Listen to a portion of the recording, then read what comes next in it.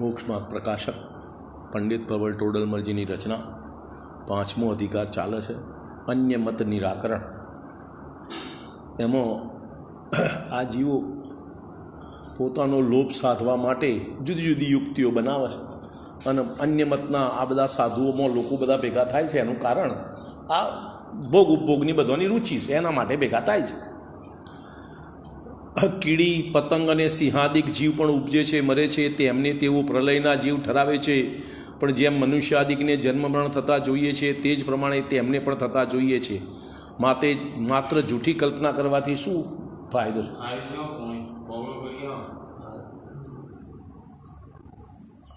वળી તેઓ શાસ્ત્રોમાં કથાદિકનું નિરૂપણ કરે છે, ત્યાં પણ વિચાર કરતો વિરુદ્ધતા જ ભાષે છે। વળી તેઓ યજ્ઞાદિ કરવામાં ધર્મ ઠરાવે છે, યજ્ઞમાં મોટા જીવોનું હોમ કરે છે, અગ્નિકાષ્ટાદિકનો મહાઆરંભ કરે છે અને તેમાં જીવઘાત થાય છે। હવે તેમના શાસ્ત્રોમાં વા લોકમાં હિંસાનો તો નિષેધ છે, પરંતુ તેઓ એવા નિર્દય છે કે એ બધું કંઈ ગણતા જ નથી। તેઓ કહે છે યજ્ઞાર્થ પશવ સૃષ્ટા અર્થાત યજ્ઞ માટે જ પશુ બનાવ્યા છે, તેથી ત્યાં ઘાત કરવાનો કોઈ દોષ નથી। આ યજ્ઞો માટે જ આ ભગવાને અમને બનાવ્યા છે, એમ એવા કહે છે। વળી મેઘ આદિનું થવું, શત્રુ આદિનો વિનાશ થવો ઇત્યાદિ ફળ બતાવી તેઓ પોતાના લોભ માટે રાજા વગેરેને બ્રહ્મમાં નાખે છે। કોઈ વિષથી જીવન વૃદ્ધિ થવી કહે છે એ જેમ પ્રત્યક્ષ વિરુદ્ધ છે, તેમ હિંસા કરતો ધર્મ અને કાર્યસિદ્ધિ થવી કહેવી એ પ્રત્યક્ષ વિરુદ્ધ છે। પરંતુ તેમણે જેમની હિંસા કરવી કહી તેમની તો કંઈ શક્તિ નથી। હવે ઘોડો ને બકરું ના બધાની હિંસા કરવાની કહે એમની શક્તિ નહીં, તમારો હમે થાય। તેમને કોઈને કંઈ પીડા પણ નથી અને પેલા લોકોના યજ્ઞ કરવાવાળાનો આની કોઈ દુઃખની લાગણી એ નથી। જો કોઈ શક્તિવાનનો કે ઈષ્ટનો હોમ કરવો હોય ઠરાવ્યો હોત તો ઠીક પડત, તો પેલો હોમો થાત। પણ પાપનો ભય નથી, તેઓ પોતાના લોભ માટે દુર્બલના ઘાતક બની પોતાનું વા અન્યનું બુરું કરવામાં તત્પર થયા છે। તેઓ ભક્તિયોગ અને જ્ઞાનયોગ એમ બે પ્રકારે મોક્ષ માર્ગ નિર્માણ પર કરે છે। એવા આપણામાં લોકો ગોડા થયા છે, ભક્તિથી એ મોક્ષ થાય ને જ્ઞાનથી એ મોક્ષ થાય। એ તો હિન્દુ ધર્મની વાત, જૈનમાં એમ વાત નથી। જૈનમાં તો જ્ઞાન ક્રિયાભ્યામ મોક્ષમ એક જ, બીજી કોઈ વાત નહીં। જ્ઞાન ક્રિયાથી મોક્ષ થાય એટલે શરીરની ક્રિયા નહીં ગણવાની, શરીરની ક્રિયા સાથે તમારો ઉપયોગ જોડાયેલો હોય તો જ એ ક્રિયા, બાકી કશું નહીં। તમારો ઉપયોગ ક્યાંય ભમતો હોય શરીરની તમે ક્રિયા કરો એનાથી ધર્મ થાય, એ વાત જૈન ધર્મમાં નહીં, બરાબર। તેમાં પ્રથમ ભક્તિયોગ વડે મોક્ષ માર્ગ તેઓ કહે છે, તેનું સ્વરૂપ અહીં કહીએ છીએ। હવે એવા ભક્તિયોગ કોને કહે છે એની વાત।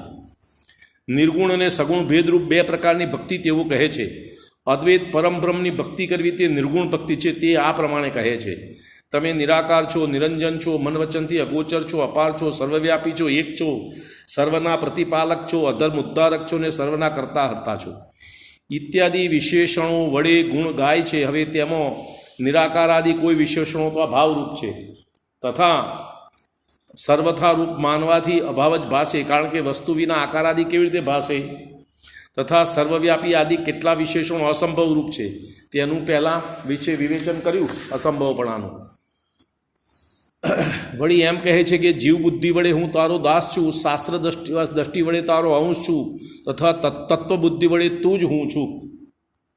પણ એ ત્રણેય ભ્રમ છે। વળી એ ભક્તિ કરવાવાળો ચેતન છે કે જળ?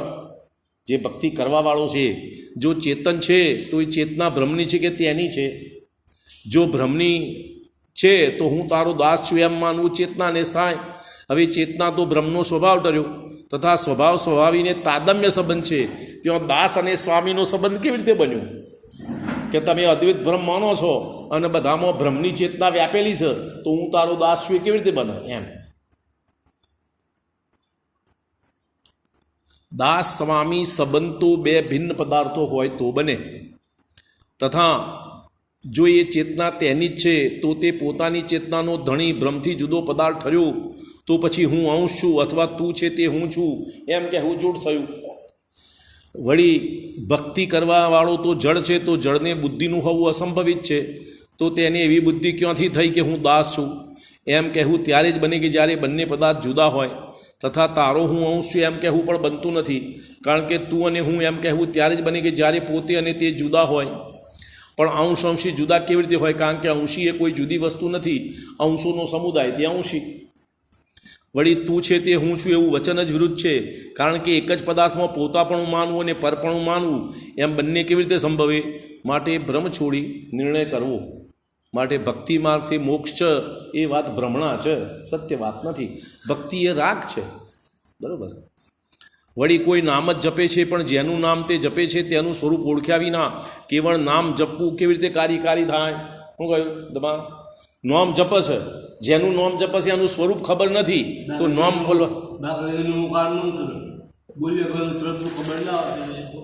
અરહંતનું સ્વરૂપ શું? નમો યંત્રાણમ બોલ્યા, આમાં અરહંતનું શું સ્વરૂપ એની ખબર નથી. નમો સિદ્ધાણમ બોલ્યા, સિદ્ધનું સ્વરૂપ શું એ ખબર નથી. નમો આર્યાણમ બોલ્યા, આચાર્યનું સ્વરૂપ ખબર નથી. નમો ઉપાધ્યાયણ બોલ્યા, ઉપાધ્યાયનું સ્વરૂપ ખબર નથી. નમો લોએ સર્વસાધુ સાધુ સાહુણમ બોલ્યા તો સાધુનું સ્વરૂપ ખબર નથી. તો મંત્ર બોલવાથી શું? તો પેલોને ફાયદો નથી, તને ફાયદો થાય? પેલોને ના પાડે છે, તને ફાયદો ના થાય. સ્વરૂપ ઓળખાય એને જ ફાયદો. એમ તેનું સ્વરૂપ ઓળખ્યા વિના કેવળ નામ જ જપવું કાર્યકારી ન થાય. તું કહીશ કે નામનો એવો અતિશય તો જે નામ ઈશ્વરનું છે તે જ નામ કોઈ પાપી પુરુષનું ધર્યું હોય તો બંને નામ ઉચ્ચારણમાં ફલની તો સમાનતા થઈ. પણ એમ કેવી રીતે બને? કારણ કે એકનું નામમાં આવી રાખ્યું, બીજા કોકનું નામમાં આવી રાખ્યું. અમે કાળા બજારનો ધંધો કરતો હોય, ચોરીનો ધંધો કરતો હોય, બરાબર. તો મહાવીર નામ દીધું તો ફળ ફરકું ક્યાંથી બોલો? સ્વરૂપ ઓળખો તો ફળની વાત. પણ એમ કેવી રીતે બને? માટે પહેલાં સ્વરૂપનો નિર્ણય કરી પછી ભક્તિ કરવા યોગ્ય હોય તેની ભક્તિ કરવી.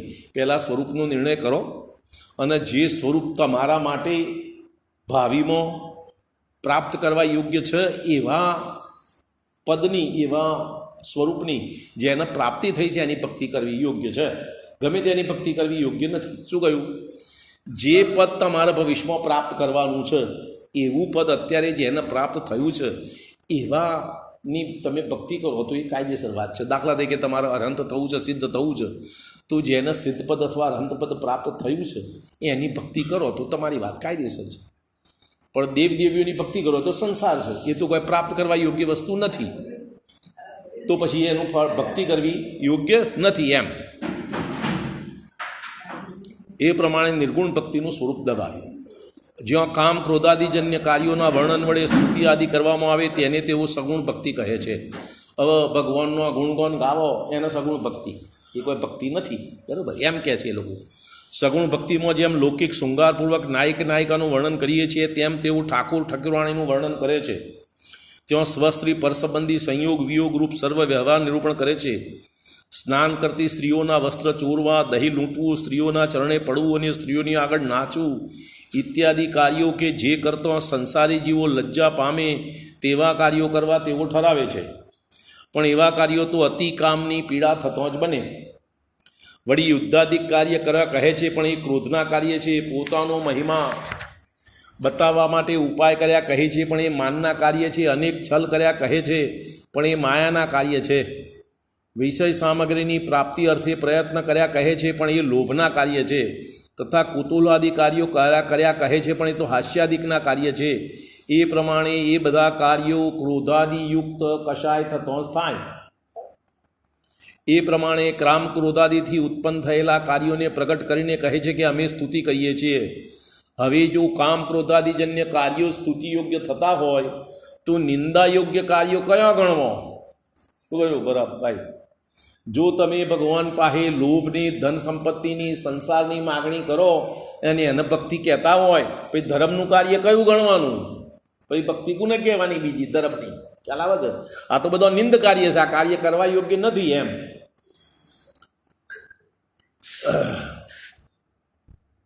હવે જો કામ ક્રોધાદિજન્ય કાર્યો સ્તુતિ યોગ્ય થતા હોય તો નિંદ કાર્યો કયા ગણવા? જેની લોકમાં અને શાસ્ત્રમાં અત્યંત નિંદા હોય તે જ કાર્યોનું વર્ણન કરી સ્તુતિ કરવી એ તો હસ્તચુગલ જેવું કાર્ય થયું. અમે પૂછીએ છીએ કોઈ નામ કહ્યા વિના આવા કાર્યોનું જ નિરૂપણ કરી કોઈ તમને કહે ફલાણાએ આવું કાર્ય કર્યા તો તમે તેને ભલો જાણશો કે બુરો? તમને કશું કહે નહીં. એમને કે ફલાણાએ ચોરી કરી હતી ને આ પ્રમાણે શૃંગાર કર્યો હતો ને આ પ્રમાણે નાસ્તો હતો ને તમે એને ભલો માણસ બુરો, તો પછી તમે એ કરો તો હારા ક્યાંથી? એમ જો ભલો જાણશો તો પાપી ભલા થાય અને બુરો કોણ થયા? તથા બુરો જાણશો તો એવા કાર્ય કોઈ પણ કરો પરંતુ એ બુરો જ થયો. પક્ષપાત રહિત ન્યાય કરો. જો એ કોઈ પણ કાર્ય એવું નિંદ કાર્ય કરે બધા બુરા જ ગણાય. જો પક્ષપાતપૂર્વક કહેજો ઠાકોરજીનું એવું વર્ણન કરવું એ પણ સ્તુતિ છે, તો ઠાકોરજી એવા કાર્ય કર્યા શા માટે? એવા નિંદકાર્ય કરવામાં શું પ્રાપ્તિ થઈ? તમે કહેશો પ્રવૃત્તિ ચલાવવા માટે કર્યા, પણ પરસ્ત્રી સેવન આદિ નિંદકારીઓની પ્રવૃત્તિ ચલાવવામાં પોતાને વા અન્યને શું નફો થયો? માટે ઠાકોરજીએ આવા કાર્યો કરવા સંભવતા નથી. વળી જો એ કાર્યો ઠાકોરે નથી કર્યા, કેવળ તમે જ કહો છો, તો જેમાં દોષ નહોતો તેમાં દોષ લગાવ્યો, એટલે એવું વર્ણન કરવું તો નિંદા છે, સ્તુતિ નથી. બરાબર? વળી સ્તુતિ કરતો જે ગુણોનું વર્ણન કરીએ તે રૂપ જ પરિણામ થાય, વા તેમાં જ અનુરાગ આવે. શું વાત છે? સાંભળો, સ્તુતિ કરો તો જે તમે ગુણ બોલો એ ગુણરૂપ તમારા પરિણામ થાય, અથવા એવા ગુણો તમને ગમે તો બોલો, ને તો બોલો શું કરવા? બરાબર? હવે રાગ દ્વેષના ગુણોની તમે વાત કરો તો તમારા પરિણામ રાગ દ્વેષવાળો થાય, એને ભક્તિ કહો? તો વિતરાગતાના ગુણોની વાત કરો, વિતરાગતાના ગુણોનું સ્મરણ કરો, એની ચર્ચા કરો તો તમારા પરિણામ વિતરાગ થાય, અથવા તો રાગ મંદ પડો તો એનું નામ ભક્તિ કહીએ. પોઈન્ટ સમજમાં આવે છે? બરાબર? હવે કામ ક્રોધાદિ કાર્યોનું વર્ણન કરતો પોતે પણ કામ ક્રોધાદિયુક્ત થાય, અથવા કામ ક્રોધાદિમાં અનુરાગી થાય. તેથી એવા ભાવ તો ભલા નથી. તમે કહેશો ભક્ત એવા ભાવ કરતો નથી, તો પરિણામ થયા વિના ભક્તિ કેવી રીતે, અને અનુરાગ થયા વિના ભક્તિ કેવી રીતે કરી? જો એ ભાવો જ રૂડા હોય તો બ્રહ્મચર્ય અને ક્ષમાદિકને ભલા શા માટે કહો છો? કારણ કે એમને તો એકબીજાથી પ્રતિપક્ષપણું, વિરોધપણું છે. વળી સગુણ ભક્તિ કરવા માટે રામકૃષ્ણાદિકની મૂર્તિ પણ શૃંગાર આદિક વડે વક્તૃત્વ આદિ સહિત અને સ્ત્રી આદિ સંગ સહિત બનાવે છે. જેને જોતો જ કામ ક્રોધાદિ ભાવ પ્રગટ થઈ આવે, મહાદેવને માત્ર લિંગનો જ આકાર બનાવે છે. જુઓ કેટલી વિટમણા, જેનું નામ લેતો પણ લાજ આવે, જગત પણ જેને ઢોંકી રાખે તેના જ આકારનું તેઓ પૂજન કરાવે છે. શું તેને અન્ય અંગ નહોતો? પરંતુ ઘણી વિટમણા તો એમ જ કરતા પ્રગટ થાય છે. વળી સગુણ ભક્તિ માટે નાના પ્રકારની વિષય સામગ્રી તેઓ એકઠી કરે છે. ત્યાં નામ તો ઠાકોરજીનું દે, અને પેલું ભોજન બનાવવાનું, પ્રસાદ ગ્રહણ કરે એ બધું કરે ને એ, અને તેને પોતે જ ભોગવે. ભોજન આદિ બતાવી ઠાકોરજીને ભોગ લગાવ્યો એમ પછી કહી તેમાં પ્રસાદની કલ્પના કરી પોતે જ ભક્ષણ કરી જાય. ત્યાં અમે પૂછીએ પહેલાં ઠાકોરજીને ક્ષુતાતુષાદિકની પીડા હશે? જો પીડા ન હોય તો આવી કલ્પના કેમ કરો છો? તથા ક્ષુધાદિક પીડિત હોય તો તે વ્યાકુળ પણ હોય, ત્યારે ઈશ્વર તો દુઃખી થયું, તે બીજાના દુઃખને દૂર કેવી રીતે કરે? વળી પ્રસાદ તો ઠાકોરજી આપે ત્યારે થાય, પોતાનો કરે તો ન જ થાય. જેમ કોઈ રાજાને ભેટ કરે પછી રાજા બક્ષિસ કરે તો ગ્રહણ કરવી યોગ્ય છે, પણ પોતે રાજાને ભેટ કરે ને રાજા તો કંઈ કહે નથી, માત્ર રાજાએ મને બક્ષિસ કરી એમ પોતે જ કહી તેને અંગીકાર કરી, એ તો માત્ર ખેલ થયો. તેમ અહીં પણ એમ કરવાથી ભક્તિ તો ન થઈ, માત્ર હાસ્ય કરવું થયું. વળી ઠાકોરજીને તું બે છો કે એક? જો બે છો તો તે ભેટ કરી, હવે તને ઠાકોરજી બક્ષિસ આપે તો ગ્રહણ કર. તું પોતે જ શા માટે જાતે ગ્રહણ કરું છું?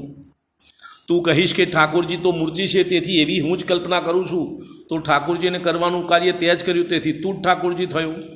તથા જો એક છો તો ભેટ કરવી, પ્રસાદ કરવી એ બધું જૂઠું થયું, કારણ કે એક થતો એવો વ્યવહાર સંભવતો નથી. તેથી માત્ર ભોજન આસક્ત પુરુષો દ્વારા આવી કલ્પના કરવામાં આવી છે. ભોજન આસક્ત એટલે વિષય આસક્ત, બધી જાત જાતની એમની વિપરીતતાઓ બધી છે, એની કંઈ ચર્ચા થઈ શકે એમ નથી. વળી ઠાકોરજી માટે નૃત્ય ગીતાદિક કરવામાં તથા શીત ગ્રીષ્મ વસંતાદિ ઋતુઓમાં સંસારીઓમાં સંભવતી એવી વિષય સામગ્રી એકઠી કરવી ઇત્યાદિ કાર્યો તેઓ કરે છે. ત્યાં નામ તો ઠાકોરજીનું લેવું અને ઇન્દ્રિય વિષય પોતાના પોષવા એવા બધા ઉપાય માત્ર વિષયાર્થક જીવોએ જ કર્યા છે. ઠાકોરજીનો જન્મ, વિવાહ, દેખ, રાજભોગ, શયન, જાગરણ આદિ કલ્પના તેઓ કરે છે. એમનામાં બધી આ બધી વિધિ હિન્દુ ધર્મમાં હોય છે. તેઓ જેમ કોઈ છોકરા છોકરી ગુड्डा ગુड्डीના ખેલ બનાવી કુતૂહલ કરે, તેમાં પણ કુતૂહલ કરવા જેવું જ છે. પરમાર્થરૂપ ગુણ તેમાં કંઈ પણ નથી. બાળ ઠાકોરજીનો સ્વાંગ બનાવી તેઓ ચેષ્ટા બતાવે, તેમાં એ વળી પોતાના જ વિષય પોષણ કરે અને કહે કે આ ભક્તિ છે ઇત્યાદિ. ઘણું શું કહીએ, એવી અનેક વિપરીતતા સગુણ ભક્તિમાં હોય છે. એ પ્રમાણે બે પ્રકારની ભક્તિ વડે તેઓ મોક્ષ માર્ગ કહે છે, પણ તેનું સ્વરૂપ વિપરીત, મિથ્યા સમજવું. હવે જ્ઞાનયોગ, જ્ઞાનયોગના ભક્તિયોગની બેની વાત કરી હતી ને, હવે જ્ઞાનયોગનું વિવેચન, મીમાંસા. હવે અન્ય મત પ્રરૂપિત જ્ઞાન યોગ વડે મોક્ષ માર્ગનું સ્વરૂપ બતાવીએ છીએ. એક અદ્વૈત સર્વવ્યાપી પરમબ્રહ્મને જાણવું તેને જ્ઞાન કહે છે, તેનું મિથ્યાપણું તો પહેલાં કહી દીધું. અદ્વૈત બ્રહ્મ જેવી તો વાત કશું છે નહીં. વળી પોતાને સર્વથા શુદ્ધ બ્રહ્મ સ્વરૂપ માનવું, કામ ક્રોધાદિવા શરીરાદિકને બ્રહ્મરૂપ જાણવા તેને જ્ઞાન કહે છે. પણ એ ભ્રમ છે. જો પોતે શુદ્ધ છે તો મોક્ષનો ઉપાય શા માટે કરે છે? જો આ પોઈન્ટ સમજવાનો, જો પોતે શુદ્ધ છે તો મોક્ષનો ઉપાય શું કરવા કરે છે? એક પોઈન્ટ. હે શું ઓછો હોય તો હા, તો અધૂરો શુદ્ધ હોય તો પૂર્ણ શુદ્ધ ના કે ને, પણ પોતાને તો પૂર્ણ શુદ્ધ માને છે. તો અહીંયા વાત જૈન ધર્મની વાત એમ છે કે દ્રવ્ય સ્વભાવે શુદ્ધ અને પર્યાય સ્વભાવે અશુદ્ધ. મોક્ષ એ પર્યાયમાં પ્રગટ થાય છે, દ્રવ્યમાં નહીં. દ્રવ્ય તો સદા એક રૂપ જ રહે, ચાહે સંસારમાં હોય ચાહે સિદ્ધ અવસ્થામાં. આ જૈન ધર્મની વાત. શું કહ્યું? આ જૈન ધર્મની વાત. જીવ દ્રવ્ય જેવું સંસાર અવસ્થામાં છે દ્રવ્ય સ્વભાવ, એવો જ સિદ્ધ અવસ્થામાં. ફરક ક્યાં પડ્યો કે સંસાર અવસ્થામાં પર્યાયમાં જે મલિનતા છે એ સિદ્ધ અવસ્થામાં પર્યાયમાંથી મલિનતાનો અભાવ. આટલી વાત આ જૈન ધર્મની વાત. હવે એમની વાત આપણો પોતાને સર્વથા એટલે દ્રવ્ય સ્વભાવે છું, પર્યાય સ્વભાવેની વાત ના આવી. સર્વથા એટલે સંપૂર્ણ શુદ્ધ બ્રહ્મ સ્વરૂપ માનવું, કામ ક્રોધાદિક વા શરીરાદિકને બ્રહ્મરૂપ જાણવા તેને જ્ઞાન કહે છે. પણ એ ભ્રમ છે. જો પોતે શુદ્ધ છે તો મોક્ષનો ઉપાય શા માટે કરે છે? સર્વથા શુદ્ધ છું તો અંશની વાત તો છે નહીં. પોતે શુદ્ધ બ્રહ્મ ઠર્યો ત્યારે કર્તવ્ય શું રહ્યું? પોતાને પ્રત્યક્ષ કામ ક્રોધાદિક થતા દેખાય છે તથા શરીરાદિકનો સંયોગ પ્રત્યક્ષ જોઈએ છીએ. હવે એનો અભાવ થશે ત્યારે થશે, પરંતુ વર્તમાનમાં એનો સદભાવ માનવું એ બ્રહ્મ કેવી રીતે ગણાય? છ એને ના કહો એનો બ્રહ્મ જ્ઞાન થોડું છે. જે છ એનો સ્વીકાર કરો એનું નામ જ્ઞાન. તો વર્તમાનમાં તો મારા તમારા શરીરનો સંયોગ છે, કામ ક્રોધાદિ પરિણામો છે, પર્યાયમાં મલિનતા છે, એનો સ્વીકાર કરવો પડે, એનું નામ જ્ઞાન. આ તો એના અભાવ માનવું એનું નામ જ્ઞાન એમ કહે છે અન્ય મતવાળા. વળી તેવું કહે છે મોક્ષનો ઉપાય કરવો એ પણ ભ્રમ છે. જેમ દોરડી તે દોરડી જ છે, તેને સર્પ જાણ્યો હતો તે ભ્રમ હતો, એ ભ્રમ મળતો તે દોરડી જ છે. તેમ પોતે તો બ્રહ્મ જ છે, પણ પોતાને અશુદ્ધ માન્યો હતો એ ભ્રમ જ હતો. બ્રહ્મ મળતો પોતે બ્રહ્મ જ છે એમ કહેવું પણ મિથ્યા છે. જો પોતે શુદ્ધ હોય અને તેને અશુદ્ધ જાણે તો તે ભ્રમ ખરો, પણ પોતે કામ ક્રોધાદિ સહિત અશુદ્ધ થઈ રહ્યો છે તેને અશુદ્ધ જાણે તો ભ્રમ શી રીતે ગણવું? તને કામ ક્રોધાદિ અત્યારે નથી થતા? થાય છે તો પછી એને નહીં માનવાનું નામ ભ્રમ કે માનવાનું નામ ભ્રમ? નહીં માનવાનું નામ ભ્રમ છે એને એમ. ભ્રમથી પોતાને જૂઠો સિદ્ધ માનવાથી કોઈ સિદ્ધિ નથી. તમે કહેશો એ કામ ક્રોધાદિક તો મનના ધર્મ છે, ભ્રમ તો ન્યારો છે. હવે એમની બધી વાત એવી છે, એમના તત્વોનું સ્વરૂપ બધું જૈન ધર્મથી ઘણું વિપરીત છે. એવું મન આત્માનું અંગ કહે છે, જૈન ધર્મ મનના શરીરનું અંગ કહે છે. મન જેમ આંખોના, જૈન ધર્મમાં શું છે બરાબર સમજો, જેમ આ આંખોના ક્ષેત્રે આ આંખ છે ને અત્યારે આપણી એ શરીરનો ભાગ છે. અહીંયા આગળ આત્મા પણ છે, આખો આત્મા શરીર વચ્ચે છે. તો આત્માના પ્રદેશો અહીં છે. તો એ આત્માના પ્રદેશોમાં ખાસ પ્રકારનો ક્ષયોપશમ, એનું નામ ભાવ આંખ, અને આ બહાર દેખાય છે દ્રવ્ય. સમજમાં આવી વાત? સમજમાં આવી? અહીંયા આગળ આત્મપ્રદેશો જે છે એનું ખાસ પ્રકારની ક્ષયોપશમની યોગ્યતા, એનું નામ ભાવ ચક્ષુ, અને આ બહાર દેખાય છે દ્રવ્ય ચક્ષુ. એમ દ્રવ્યમન ને ભાવમન એવા બે ભેદ જૈન ધર્મમાં છે. એ હિન્દુ ધર્મવાળા સમજતા નથી, એમની સમજમાં આ વાત નથી. બરાબર? તમે કહેશો કે કામ ક્રોધાદિક તો મનના ધર્મ છે, ભ્રમ તો ન્યારો છે. તો તેને પૂછીએ છીએ મન છે તે તારું સ્વરૂપ છે કે નહીં? જો છે તો એ કામ ક્રોધાદિ પણ તારા થયા, તથા નથી તો અમે પૂછીએ છીએ કે તું જ્ઞાન સ્વરૂપ છે કે જડ છે? જો જ્ઞાન સ્વરૂપ છે તો તને જ્ઞાન તો મનવા ઇન્દ્રિય દ્વારા થતું દેખાય છે. સંસારી જીવોને મન અને ઇન્દ્રિયો વડે જ્ઞાન થાય છે, અને મુક્ત જીવોને આખા આત્મપ્રદેશી સ્વતંત્ર જ્ઞાન થાય. એને ઇન્દ્રિયો મનની જરૂર નથી. હું ચશ્મા વડે દેખું છું એ મારી નિર્બળતા છે. મારી આંખો સક્ષમ હોય તો ચશ્મા વગર દેખી શકું, એટલે મારું જ્ઞાન સ્વભાવ સંપૂર્ણ પ્રગટ થયો તો ઇન્દ્રિય મનની જરૂર નથી. એ વિના કોઈ જ્ઞાન બતાવે તો તેને જુદું તારું સ્વરૂપ માનીએ, પણ એ ભાસતું નથી. મન જ્ઞાન એ ધાતુથી મન શબ્દ ઉત્પન્ન થાય છે. હવે મન તો જ્ઞાન સ્વરૂપ છે, તો એ જ્ઞાન કોનું છે તે બતાવો. હવે મન જ્ઞાન સ્વરૂપ છે તો એ આત્માનું જ્ઞાન છે કે બીજા કોઈનું છે એ નક્કી કર. બરાબર? જો આત્માનું નથી તો એ જ્ઞાનથી આત્માને ફાયદોય ના થાય, નુકસાને ના થાય. જે મારું નથી એ ગમે તે પરિણામ, મારી દુકાન નથી, આમાં તું નફો કરું નુકસાન કરું મને શું પોઈન્ટ સમજમાં આવ્યો? હવે મન તો જ્ઞાન સ્વરૂપ છે, તો એ જ્ઞાન કોણ તે બતાવ. પણ જુદું તો કોઈ ભાસતું નથી. વળી જો તું જળ છે તો જ્ઞાન હોતા પોતાના સ્વરૂપનો વિચાર કેવી રીતે કરે છે? હવે તું જળ છે તો મોક્ષનો ઉપાય ને બ્રહ્મ મળવાનો ને વૈકુંઠમાં જવાનો ને આ બધો વિચાર શી રીતે આવ્યો તને? તું જળ હોય તો બરોબર, એમ તો બને નહીં. તું કહે છે બ્રહ્મ ન્યારો છે ને એ ન્યારો બ્રહ્મ તું જ છે કે કોઈ બીજો? જો તું જ છે તો તારામાં હું બ્રહ્મ છું એવું માનવાવાળું જ્ઞાન છે તે તો મન સ્વરૂપ જ છે, મનથી જુદું નથી. હવે પોતાપણું માનવું તો પોતામાં જ હોય. પરમો પોતાપણું માનો તો બ્રહ્મ, પોતામાં પોતાપણું માનો તો સમ્યક. પણ જેને જુદું જાણે તેમાં પોતાપણું માન્યું જાય નહીં. તથા જો બ્રહ્મ મનથી જુદો છે તો મનરૂપ જ્ઞાન એ બ્રહ્મ પોતાપણું શા માટે માને છે? તથા જો બ્રહ્મ કોઈ બીજો જ છે તો તું એ બ્રહ્મ પોતાપણું શા માટે માડે બ્રહ્મ છોડી એમ માન કે જેમ સ્પર્શનાદિ ઇન્દ્રિયો તો શરીરનું સ્વરૂપ જળ છે, પણ એ દ્વારા જે જાણપણું થાય છે તે આત્માનું સ્વરૂપ છે. મન અને ઇન્દ્રિયો દ્વારા જે જાણવાનું કાર્ય થાય છે એ આત્માનું છે. મન ઇન્દ્રિયો જળ છે, એ આત્માનો ભાગ નથી.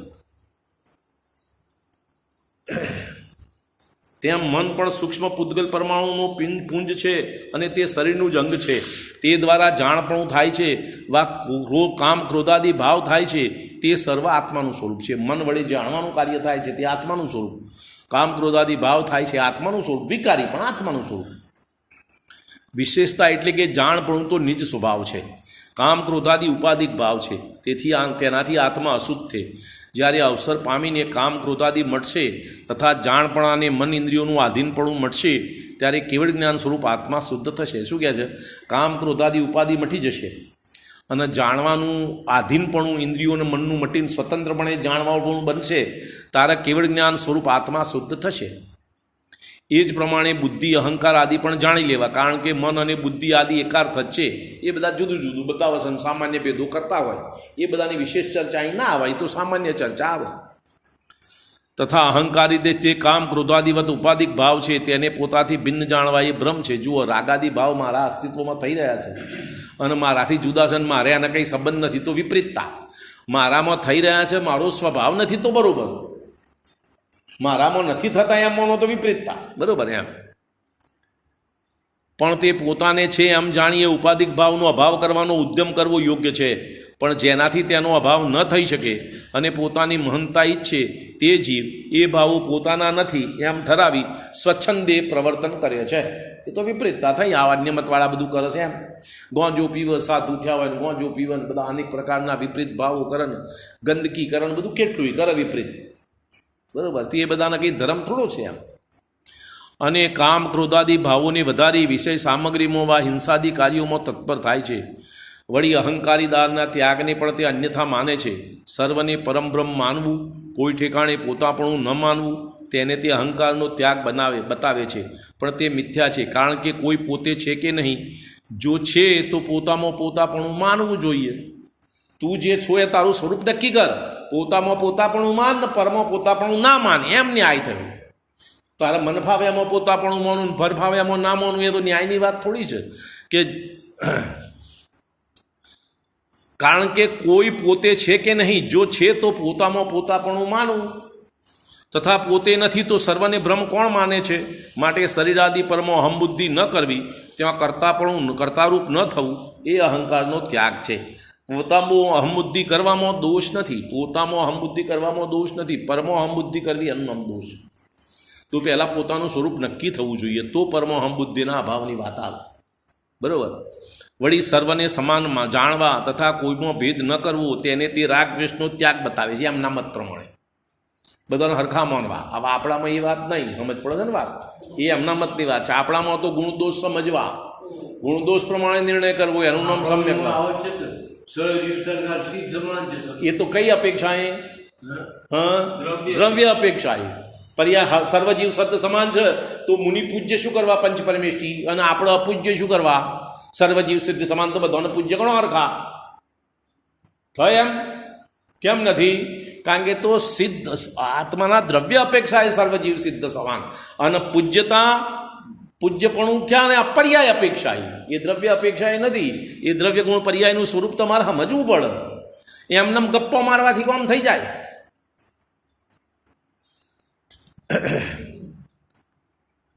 પણ એ મિથ્યા છે, કારણ કે સર્વ પદાર્થ સમાન નથી. કોઈ ચેતન છે, કોઈ અચેતન છે, કોઈ કેવા છે, કોઈ કેવા છે, તેને સમાન કેવી રીતે માનીએ? હવે જુઓ, એક ઇન્દ્રિય એક જીવ છે, એક બે ઇન્દ્રિય છે, એક ત્રણ ઇન્દ્રિય છે, એક ચાર ઇન્દ્રિય છે, એક નિગોદ્દોષ, એક પંચેન્દ્રિય છે, મનુષ્ય, નારકી, તિર્યંચ, મુનિ, આર્જિકા, શ્રાવક, શ્રાવિકા, શુલ્લક, એલ્લક, આ બધા ભેદ છે કે નથી? બધા ખા તા સર્વજીવ સિદ્ધ સમાન કયા છે? આનો અર્થ કરો. પર્યાય અપેક્ષાએ નહીં, દ્રવ્ય અપેક્ષાએ સર્વજીવ સિદ્ધ સમાન, એમ બરોબર. એમ માટે પરદ્રવ્ય ઇષ્ટ અનિષ્ટ ન માનવા એ રાગદ્વેષનો ત્યાગ છે. પણ પદાર્થોના વિશેષો જાણવામાં, પદાર્થના ભેદ પ્રભેદ, પદાર્થોનું સ્વરૂપ જાણવું, એમાં કોઈ દોષ નથી, એનું નામ રાગદ્વેષ નહીં. મુનિનું સ્વરૂપ જાણવું એ રાગદ્વેષ નહીં, સમજ પડે છે ને? અરહંત ભગવાનનું સ્વરૂપ જાણવું એનું નામ રાગદ્વેષ નહીં. એ જ પ્રમાણે બીજા પણ મોક્ષ માર્ગરૂપ ભાવોની તેઓ વિપરીત કલ્પના કરે છે. વળી એવી કલ્પનાથી તેઓ કુશીલ સેવે છે, અભક્ષ ભક્ષણ કરે છે, બધી જાત જાતની એમની માન્યતાઓ છે. ભગવાનના નામે માંસાહાર કરે, દારૂ પીવે, કુશીલ સેવન કરે, બધી કેટલી વિપરીતતાઓ એમનામાં છે. બરાબર, સમય થઈ ગયો છે, આગળની વાત.